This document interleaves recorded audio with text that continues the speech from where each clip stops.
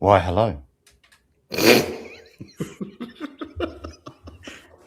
like the jazz style. We're back. Good morning. And we're bad.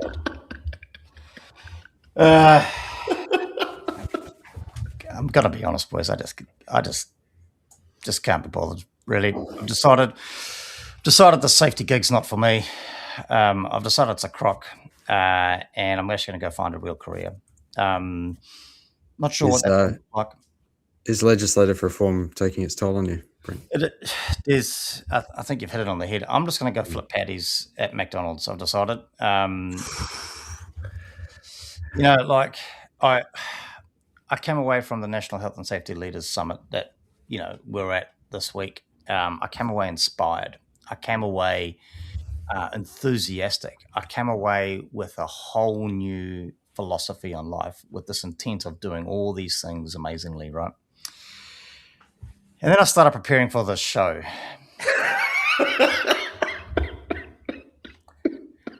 And I'm going to be upfront with you guys. Like, I know this was my idea to do this bloody part 2 of the Health and Safety Amendment Bill nonsense. I've had some really stupid ideas in my time. This is, to be fair, one of them. And the plummet happened like literally minutes before the show. Like, I was just reading this stuff again. Why do we bother? That's the point. But anyway, nothing about that. I'm sure by the end of the show, I'll either have sent in my CV, because I'm just preparing that now for McDonald's. Can we just say that at that point that other fast food restaurants are available? We don't want to be accused of any sort of plugging or favoritism. We want to maintain our editorial integrity. So I just put that out there. Editorial. We're not selling out to anybody. Not at all. So, Andy, on that note, well, before we go any further, can I just say, at the Health and Safety Leaders Conference where you were emceeing, I mean, I just want to say, basically, hats off to you, because you did such an amazing job hosting that thing. You were just sensational, man. Andy, yeah, well done. Have you changed the Circus of Safety logo without telling Des or No. It was just dark this morning. I just threw this T-shirt on. I mean, I know that I often do get a bit of abuse from you, Brenton, and it's often undeserved. But undeserved. Hang on. No. Whoa. I think there's photographic evidence of why it's actually incredibly deserved. Oh, it's interesting. It's interesting that you've gone that way, because I was manning the booth for most of the time we were there. Manning the booth. Yeah, is that what you called it? Yeah, absolutely. And you were out of the loop because you were doing your great stuff on stage there. And the number of organisations, quite large organisations, that approached us wanting to sponsor this show was just quite remarkable. But I know that we've spoken about this in the past. Before we go any further, I just turned them all down absolutely flat, because, like I said, we want to maintain our integrity. We're not selling out to anybody. This is sounding a bit like the merch, right? No, we're selling heaps of merch. Have you seen any return on the merch? Not a cent. In fact, I think the last time Andy actually sent us an invoice for said merch, so I'm not quite sure how this is working out. Now, is there something about Andy? He looks really good this morning. Oh, that's Dr. Manuel Sadell from EcoPortal. Wow. Manuel from EcoPortal. I saw him at the conference. Their health and safety engagement software is excellent. It's not just safety software, it's engagement software. It's all about the engagement. Oh, this is really good stuff. I just want to say other software is available, but not engagement software. Des, I think there's something going on here that maybe you and I aren't quite privy to at all. And I got to be honest, I don't agree with. I thought Craig was a good guy. I actually I saw him speak at the conference. I mean, I was right there. Is that Craig? Is that Craig from EcoPortal? It is Craig from EcoPortal. Great guy. And I thought he was a good guy until he made a comment about looking sharp. Andy, mate, you look like you've dressed yourself in the dark, literally. Oh my God. Okay, so Andy, I mean, listen, what's going on? I mean, I don't understand this. You've got it's almost like you've got the whole of Eco Portal dialing in and watching the show. I mean, you get us an extra 5 followers to get us up to 2,500, but nonetheless, you've got two key members of Eco Portal and potentially the entire team dialing in. If I'm not mistaken, that looks like it might be some kind of Eco Portal logo or something. What's going on, mate? Oh, it does look similar, doesn't it? Yeah, it does look remarkably similar. Okay. Hey, anyway, Des, how have you been? Enough about Andy. Well, I did enjoy the conference, but unfortunately, I received some rather bad news this week. What do you mean? You're I've right? been in mourning. That's why I'm wearing all black today. Okay. You're all right? Yeah. Well, look, it's probably going to affect everyone, but I just need to come out and say it that Guru Ignatius has passed away. No. It's true. Yeah. Guru Ignatius. He was only 35. I know it's come as a shock to the disclaiming world, really. And from what I'm told, it happened during a meditation. Initially, the monastery called it a permanent withdrawal from accountability. What caused it? Was it a critical risk? Well, clearly it was. It might well have been, but he wouldn't have indicated it either way for fear of liability. So I was given the honor. It's kind of bittersweet that I was given the honor of drafting the inscription for his gravestone, and it reads: "The Circus of Safety podcast is not legal or other advice. Seek professional help for your specific circumstances." And may he rest in plausible deniability. Wow. I think I'm going to be okay to continue the show, guys. It's You sure? It's not Listen, if you want someone to talk to, I'm sure Andy's available. Well, we've got EAP, haven't we? Well, I don't know. Maybe we could tap into Eco Portal's EAP services. Or anybody's, of course, because we maintain integrity. Journalist integrity. Yeah, sure. Mate, listen, of all the people to try to turn up to the show and claim integrity, it's the snake oil salesman of all people. But I mean, and Mark Gummer, friend of the show, he agrees.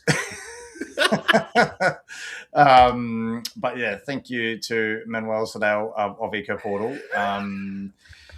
Apparently Andy's looking pretty good, and here we go. I'm just putting this in writing, so there is no plausible deniability. And in fact, I don't know what's going on here.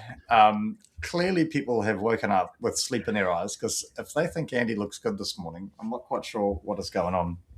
But hey, listen, let's get into it, boys. I think we've fluffed around for long enough. Off the back of the Health and Safety Leaders Summit, thanks to Bright Star, great event. We're into it. We made the call.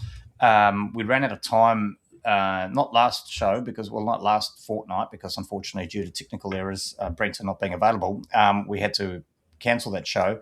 And we are now back to talk about part 2 of the Health and Safety Amendment Bill, which I believe submissions close on the 18th of March. Does that sound about right? So submissions for the bill.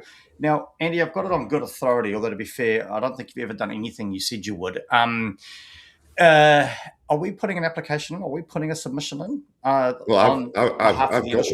If you guys are keen to be part of it. It's currently at 58 pages, 16,157 words. But I'll edit it down. But I do think we should. I just think it would be an amazing photo opportunity. Us three sat there giving evidence at select committee. Well, as the Circus of Safety.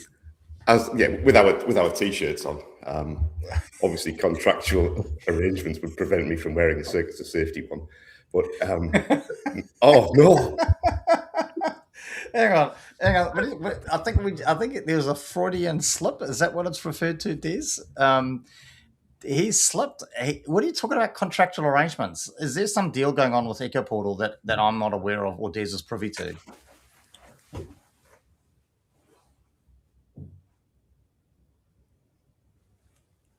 That's just the way we like Andy. Can you? I can't hear him. Can you hear him? Maybe his solicitors are controlling his mute button at the moment. Sorry, guys. You dropped off. I missed that. I believe it is next Wednesday. Brian's come back in. Sorry for your loss, Des. Very brave, still to turn up to carry the show. Carry the show? Carry the show, indeed. Thank you, Brian. Who is this Brian? Brian? Who is he?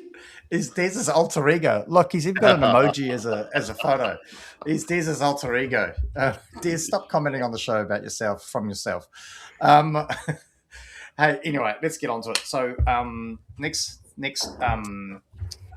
actually, just quickly, I'm going to ring my favourite lawyer, Grant Nicholson, Andy, and he might send a letter across your desk shortly. Listen, let's get on with it. So we started down the road. I've had letters from him before.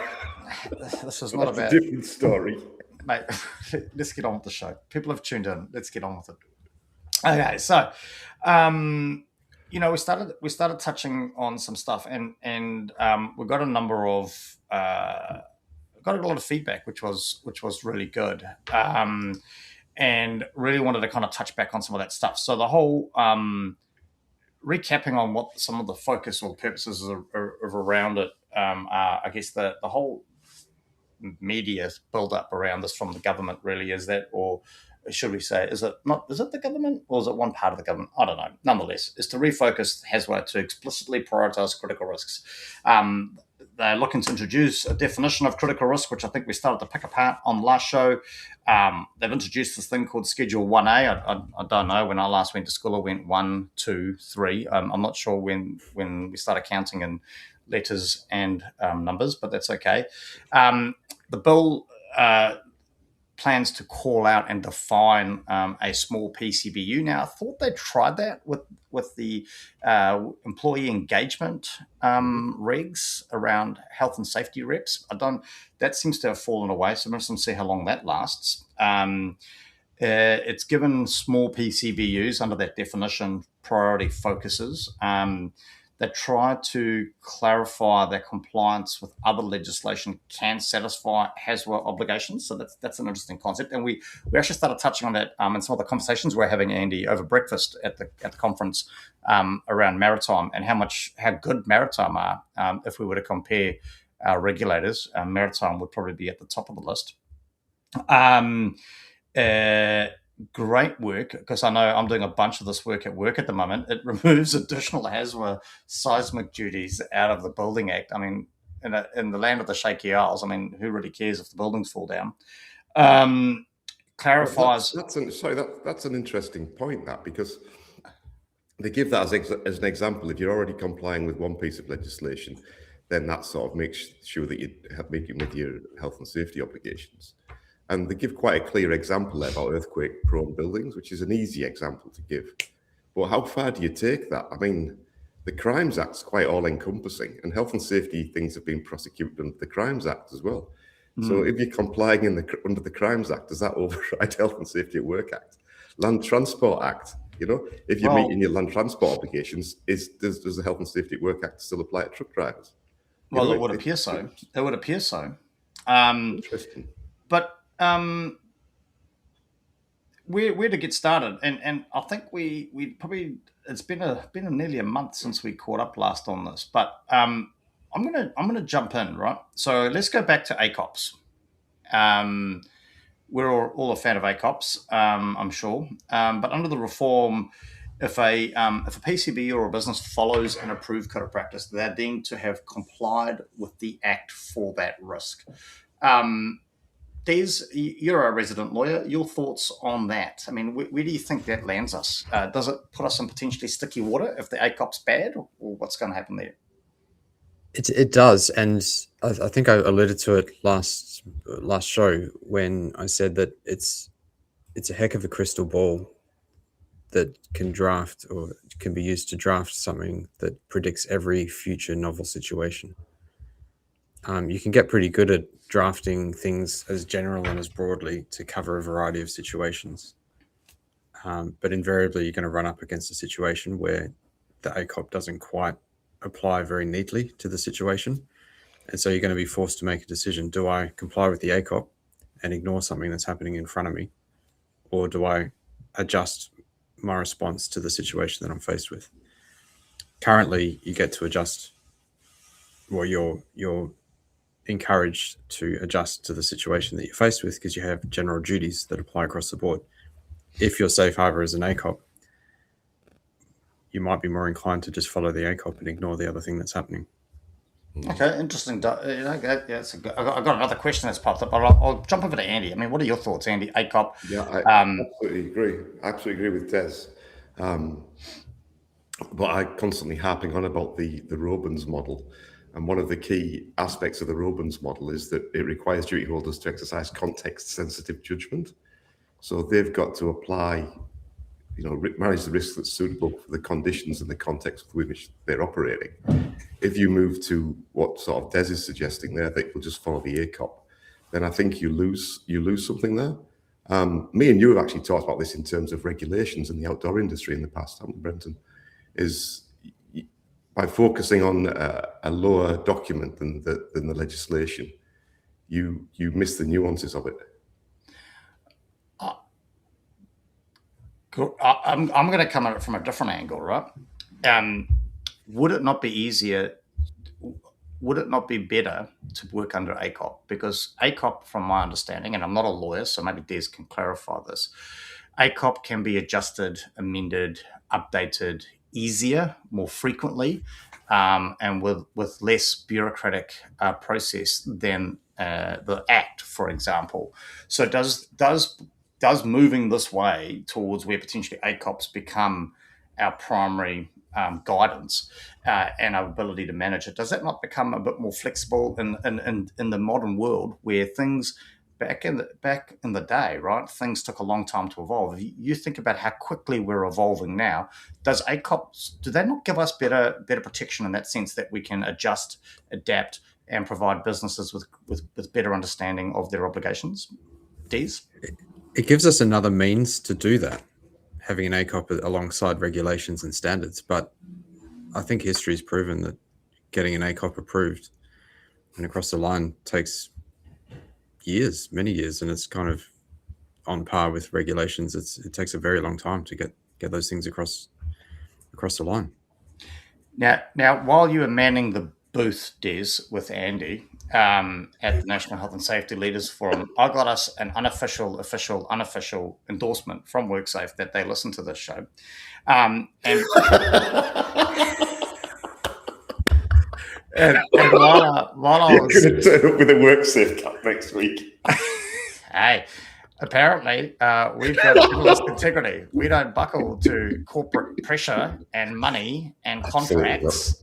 Absolutely not. That may be big flashy organizations that provide really good software like EcoPortal provide.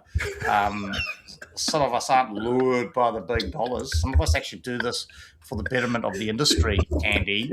Anyway, I want to challenge you on that because I don't know if you heard from WorkSafe at the National Health and Safety Leaders Summit, thanks to Brightstar, where they said they're actually using things like AI to speed up that process, Des. So what do you have to say about that? Well, that sounds wonderful. What could possibly go wrong? Listen, nothing. Because look at the success of this show is wholly and solely based on AI content. So what could go wrong? I mean, Andy, any thoughts from you? I mean, are you worried, right? Are you worried that with ACOPs, we're going to get a bit more specific guidance, a bit more clarity on things, and then your snake oil may no longer be needed because there's actually clear guidance on what's needed, written by industry for industry? Well, is it a case of the lunatics taking over the asylum, though? So you're empowering the industries to sort of effectively self-regulate. I don't know if they're best to do that. Sort of self-regulation tends not to work that well globally when it's been tried in the past. And that's what you're sort of moving more towards, is that you're getting industry groups to write this. And in the cold light of day, absolutely, they know the industry best. They don't want to hurt their people. But when they need to make money and there's pressure on. But again, while emceeing the National Health and Safety Leaders Summit, there was a panel that I sat on and had a conversation, and it was and again we've touched on different regulators and WorkSafe versus maritime and Civil Aviation Authority and the like, but there was a case, and I'm pretty sure I've got this right, where a number of ports got together and wrote an ACOP, and the feedback from the unions and the employees was quite positive. Now, unions typically would fight, are there to fight for their workers to make safer conditions and provide, a safe place of work. And the fact that they were excited and encouraged and engaged by this process, I mean, does that not say that maybe we're just being a bit, I don't know, a bit pessimistic? Andy? No, I appreciate you manning the booth while this panel was being led brilliantly. Well, absolutely. There's always good stuff, but you've got the underlying causes there. Is the key thing here is where's the external accountability? It comes down to who's allowed to write these things. What is the assurance? What is the checking? What is the monitoring? Because if these are going to effectively replace legislation in a sort of, if you're meeting the ACOP, you're in this safe harbour, it makes me feel a little bit uncomfortable that industry groups are writing these. Now, I would hope that WorkSafe would be all over it, but I don't know if that's within WorkSafe's plan and how much involvement there would be, and whether they've got the subject matter experts to maintain the integrity of it all. But who's better placed than the industry to write these things? Somebody in an office in Wellington. Who has more knowledge? Andy.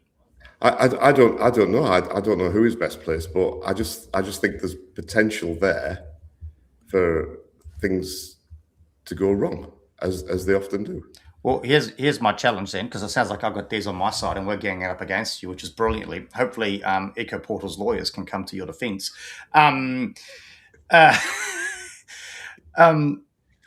I've lost it. Oh, are you just so? I'm gonna argue back and say, well, surely wouldn't it be feasible to say that what we're currently doing and the way we're currently managing it isn't working? If I mean, I'm just going to choose to ignore some statistics pulled out around the fact that numbers are coming down, and if you're looking over a long period of time, we are making a difference, that things are heading in the right direction.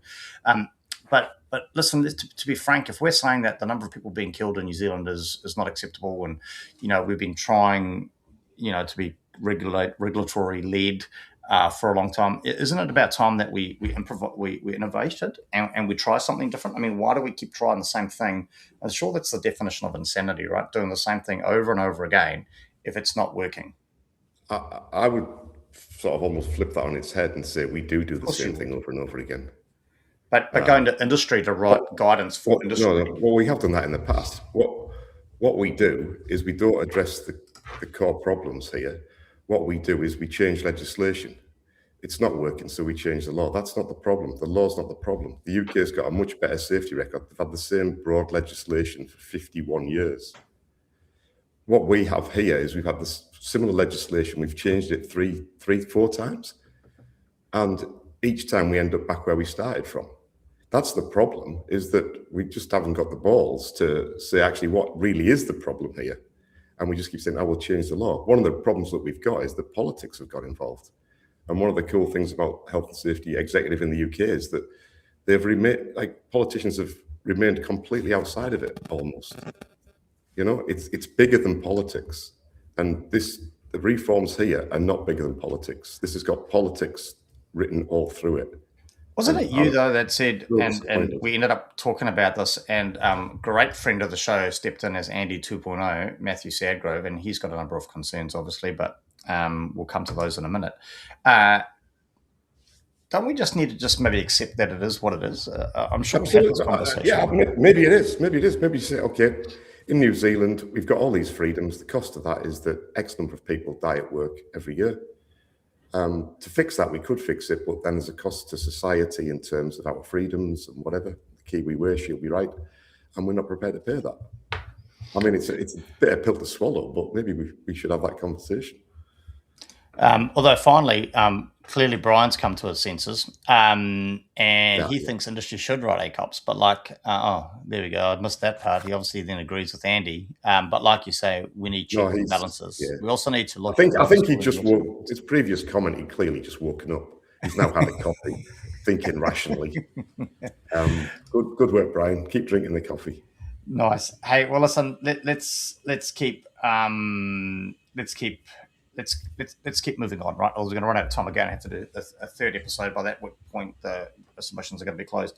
So I want to put it to you then. I think, Andy, and I think you're going to kind of agree with this. So this could be a short sort of topic. But in your opinion, do you think the bill has potentially accidentally recreating the problem it's trying to fix in terms of, one of the goals for the bill is to reduce compliance complexity, right? That's one of the key things.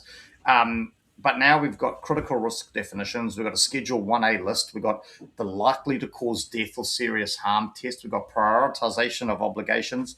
Are we making things simpler, or are we just overcomplicating things? I mean, I like checklists. Checklists make life easier, right? What's your take on that? I think it's becoming way more complicated. It's probably worth just reflecting on the objectives. So the objectives of the bill are to reduce unnecessary compliance costs, increase certainty for businesses and organizations, what they need to do, and support continued reductions in the incidence of workplace fatalities, injuries, and illnesses. Now, anybody that's having any thoughts or philosophizing around this, you need to keep coming back to those three objectives. And a lot of the comments that I read are sort of deviated quite a long way from them. But I think everything you need to know is there. Reduce unnecessary compliance costs. Well, what are the compliance costs, and do we know? There's some assumptions in that one alone. I know there's some huge assumptions. It assumes that there were some unnecessary compliance costs. Do we have any evidence of that? Yes, rather than just anecdotal things. Oh no, I was going to say there was a roadshow, and they asked people. There's loads of unnecessary compliance costs around safety, isn't there? Yeah. It's well. I mean, has it been quantified? That's something that's absolutely measurable. The impact statement is not strong to say that is actually a problem, and it's very difficult to quantify it. So I think I don't think there's really an issue there. The second point there is increased certainty for businesses and organizations about what they need to do. Well, doesn't it do that? I mean, like I just want to play devil's advocate here. I mean, somebody had to put it on the line, right, and say, here's a number. If we're talking about small businesses versus large businesses, right, and go, here's the number. Boom, it's 20. Cool. This side of the fence, you're considered a small business. This side of the fence, you're considered a large business. If you're this side of the fence, this is what you focus on. If you're that side of the fence, well, I don't know, nothing seems to change. Although nothing seems to change on the left either. But, I mean, is that not commendable? Like, regardless of whether it's right or wrong, the fact that somebody's actually gone, you know what, here's the line, it just removes uncertainty for snake oil sales, really, doesn't it? Well, I don't think it does. I think it shifts the uncertainty. It shifts the uncertainty from you've got to, so you switch to uncertainty. On the hop here, haven't we, Andy? You've got to manage all hazards and risks. Some businesses only need to manage some. Yeah, but I think that's hugely problematic. If you're on this side of the fence, you manage everything. If you're on that side of the fence, you only manage some. I mean, I'm not suggesting it's right or otherwise, but it's increasing clarity. Absolutely at that level. But when you start to dig deeper, it starts to become hugely problematic. But do we need to dig deeper? Really? Yeah, no, you absolutely do, because snake oil salesmen have to implement this sort of stuff. And this is where it becomes problematic. So you can go around with the headline. Because you can't create smoke and mirrors for people. Well, you can. The whole question now is you end up having conversations not about controls, but about whether something's likely or not. And that's the absurdity of it. Is it likely to happen? Well, no. Well, don't manage it then. It's just ridiculous. It's absolutely ridiculous. It links back to that great tool called the risk matrix, right? I mean, everyone's it's the foundation of safety, isn't it? The risk matrix. I mean, Brian's going hard here. How do we clearly agree on critical risk? Well, Brian, I'm pretty sure there's a Schedule 1A, which has a list of critical risks, so no need to worry there, brother. I led a project for a high-risk organization with plenty of resources to establish critical risks and controls, and we engaged with 3 different industry experts and still couldn't get it 100% right. So how are small businesses going to do so? Well, Brooke Van Velden has defined it. Can I just jump in there and just say, clearly you've been engaging with the wrong subject matter expert. Andy is available on 0800 Snake Oil. How is this relationship with you and EcoPortal going to work? EcoPortal is clear, it's structured, it's sophisticated. You ain't everything but it's all of that, and it's also brilliant health and safety engagement software. Of which it doesn't align with anything that you do. Here we go. Sarah, welcome to the show. What I find infuriating is the roadshow is basically a closed door, invite only through Chamber of Commerce type groups. That's not consultation. Well, in Andy's own words, I guess it depends on how you define consultation. There we go. And Matthew Sagroves jumped back in. Well, this is getting a few things. I think New Zealand is a fantastic test bed for anything and everything, including approaches to HNS, given we're both innovative and geared towards solution. What fails us, the comments are coming in thick and fast. What fails us is our inability to pull the plug on what doesn't work and move on. Well, it appears that maybe we are pulling the plug, Matt. I think we pull the plug too soon. We don't persevere long enough. People get passionate about we can still make this work. The investment in time is worth the effort. Robert's jumping in now. The road shows were a prop. Invites only, smelt political with a capital P. Wow. Well, Robert, tell us what you Robert, really don't think. hold back, mate. Tell us what you really think. And feel free to tell us what you really think about Andy's sellout to EcoPortal.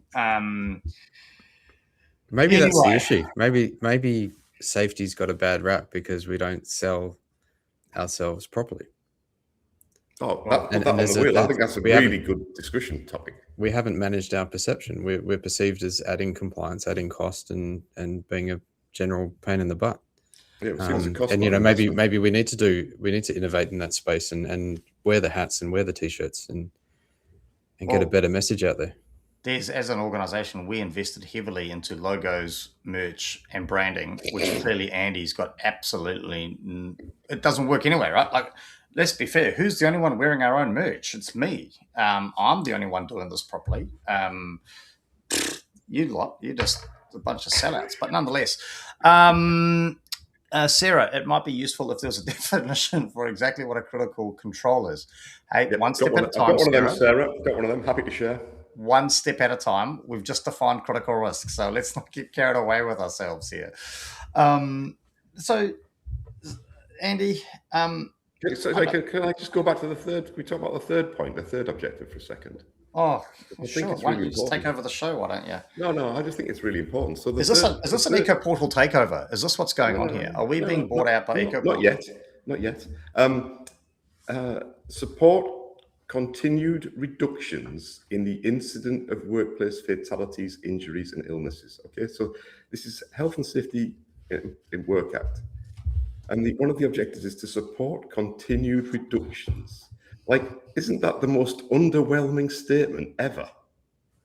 It's to support continue. Like, that's pitiful. We're changing the legislation to support continued reductions.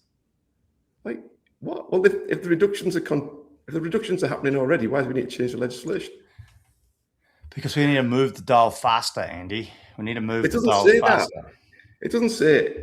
It doesn't say improve reductions.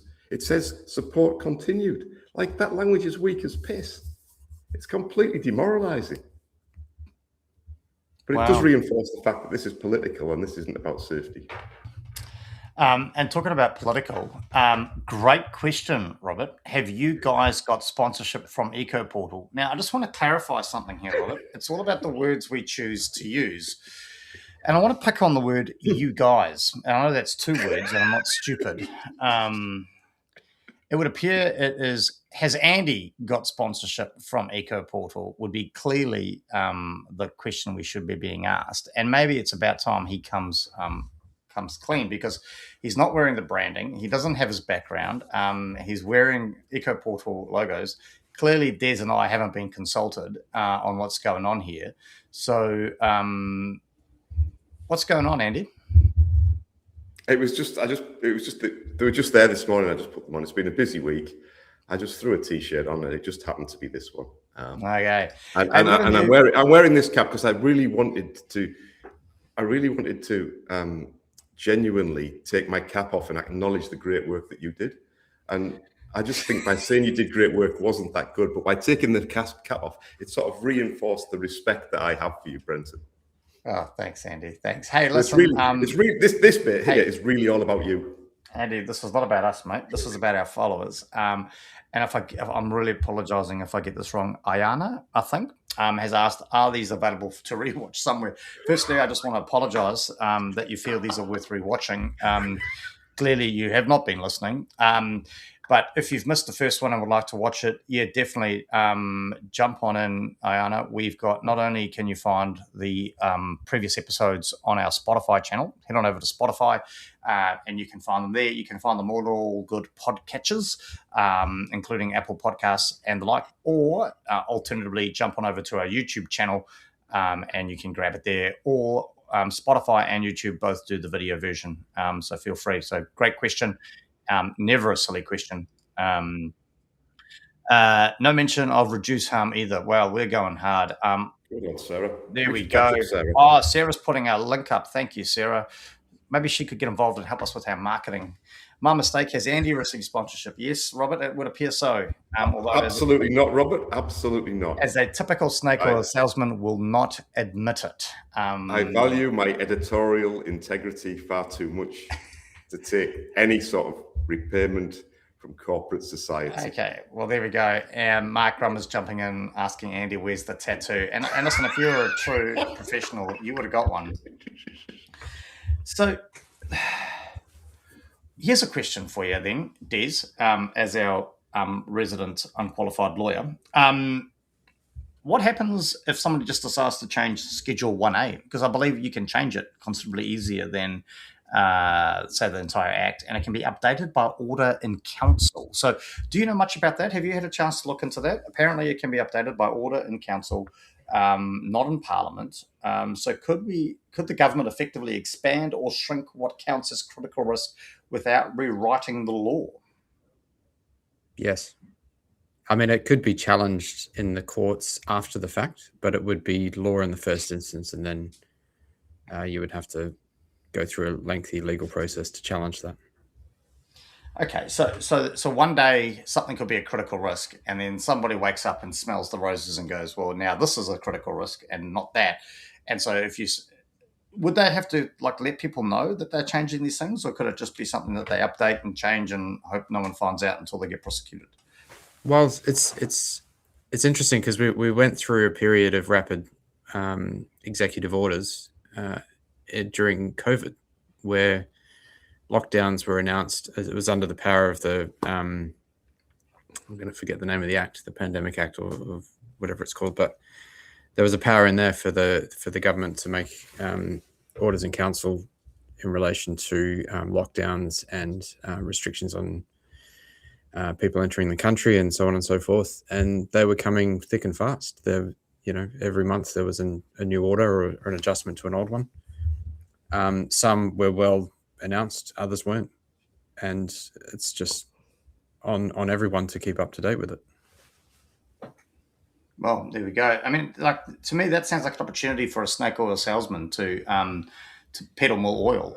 Your thoughts on that, Andy?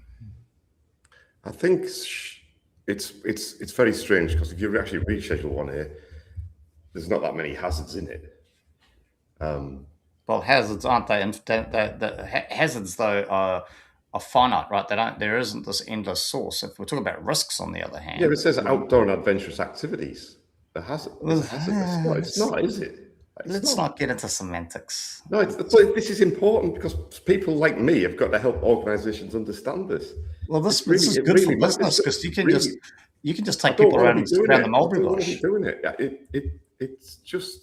It's is that because of some sort of professional integrity or something? I'm glad you brought that up. Section 1A is largely redundant if you apply the second branch of the second branch of the allocation. So there's two things about critical risk. It's either in Schedule 1A or there's that weird definition about it can cause harm and stuff, serious harm. I've got it here somewhere. A hazard of any kind that is likely to result in death, notifiable injury, illness, notifiable incident, or listed occupational disease. So that, everything that's in Schedule 1 should meet that anyway. So Schedule 1's really, I don't think it's that relevant. And then you end up with that weird situation. Well, if there's things in Schedule 1A that don't meet the other definition, branch 2 of this, well, what they're doing in there, like that, it's weird. Because if manual handling was in Schedule 1A, then by default it's critical risk. But then it doesn't meet the second definition. Everything in the first one should really meet the second one. So it seems the wrong way around to doing it. Do you know what I mean? It's just weird. Not really. Okay, we're running out of time, and I want to wrap the show up because someone's got to keep us on track here. The true pillar of integrity, the true rock of which this show is built on, and it was acknowledged by Metanoia Safety actually. That is me, to be fair. So in that vein, Des, I'm going to let you wrap up, but the question I want you to wrap up with is, let's think 5 years ahead. All the negative things you've said about it, actually it works. What do you say now? I'll be stunned. Genuinely stunned. But I don't see that happening. I'm sorry. I don't. All right, so put a note in your diary. Let's put a note 5 years in advance. Let's listen back to season 4, episode 3, and let's see how right or wrong we are. Andy, your thoughts, mate? 5 years' time. This actually is the greatest thing in safety history. The changes made have a dramatic improvement in health and safety. What do you say? Probably not, but there will be an enormous number of incredibly wealthy snake oil salesmen. Because as a colleague of mine often says, uncertainty equals opportunity. Are you talking to yourself again? Fantastic. Well, gentlemen, time flies when you're having fun, and that's the end. How much have you paid Sarah? I'm not even going to bring this up. Okay, I'll bring it up. Bring it up. Sarah jumps in. Metanoia Safety blogs have been outstanding, Brenton. Yeah, you know why they've been outstanding, Sarah? You might want to ask who's writing them. And then we can talk about professional integrity.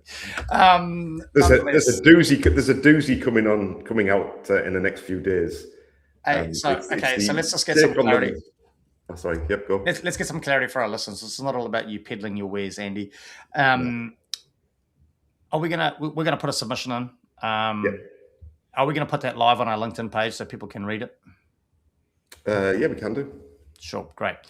Fantastic, team. So listen, hey, this is not all about us. I just want to apologize to Nikki Edge. Nikki Edge is our latest follower, 2,495. Because Des and Andy failed to meet their KPI targets at the National Health and Safety Leaders Summit, thanks to Brightstar. So Nikki Edge, welcome and apologies for what you have just been put through. Nikki is an occupational health nurse. So she has a range of experiences in the occupational health aspect of it. So thank you for joining the family. Hopefully you find it relatively engaging. Des, what are you up to, mate, over the next couple of weeks? Just regular stuff, catching up with work, but the typical morning period for lost in disclaiming is 3 weeks, so I can expect to spend a little bit more time in morning.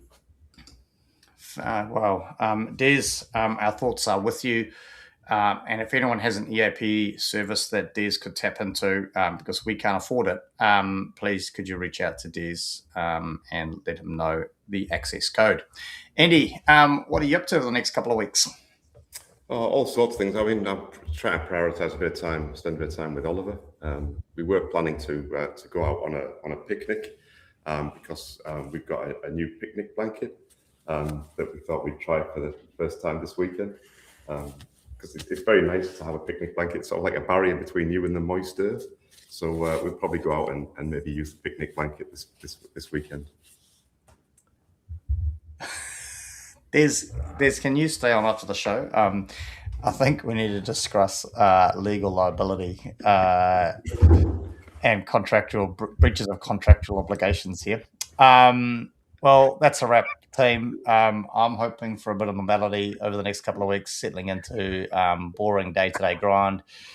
No trips planned, no excitement in my life. So looking forward to some downtime, catching up on life. But until then, listen, hope everybody has a great time, and I guess we'll see you all on the flip side post the submissions closing for the amendment bill. Till then, take care. See you guys. See ya.